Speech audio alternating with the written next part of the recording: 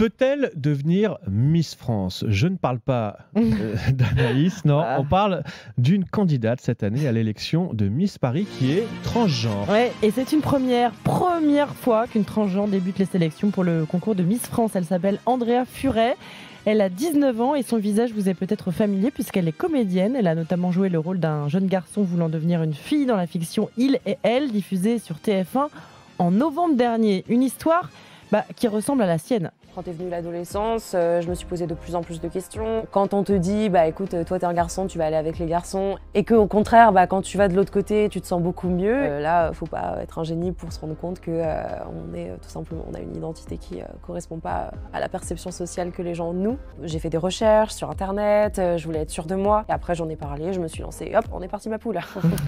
Pour le moment, elle n'est pas encore au concours Miss France. Il faut d'abord qu'elle devienne Miss Paris le 19 juin prochain. Il faudra ensuite remporter le concours Miss Île-de-France qualificatif pour Miss France 2023. Mais donc, est-ce que si elle passe toutes ces qualifications, le règlement l'autorise à participer à Miss France? Oui, Charles. Alexia Laroche-Joubert, la nouvelle présidente de la société Miss France, l'a rappelé l'an dernier. Alors, ce qu'on a toujours dit, mais ça, si vous lisez bien le règlement, on demande à ce que l'identité civile soit féminin. Mais donc, il n'y a pas de problème. S'il y a des transsexuels, mais des transsexuels qui ont cheminé vers le fait d'être une carte d'identité féminine, il n'y a aucun problème. Il faut juste que ça soit sur l'état civil. Bon, évidemment, ça ne plaît pas du tout à l'ancienne patronne du concours, Geneviève de Fontenay, qui avait réagi aux propos d'Alexia Laroche-Joubert avec un communiqué.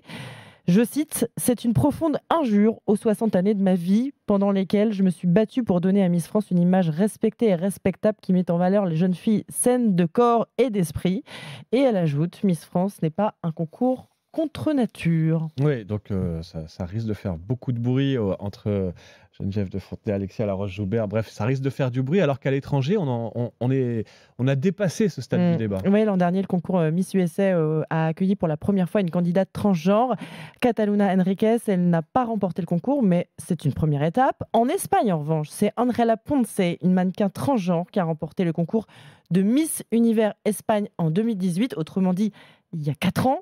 Ils ont un petit peu d'avance quand même, les Espagnols. Oui, et puis alors forcément, on va en reparler dans les semaines qui viennent, parce que si j'ai bien compris, donc Andrea Furet candidate à Miss Paris en juin prochain, donc il va falloir... Exactement, 19 juin. Si elle passe les sélections, etc.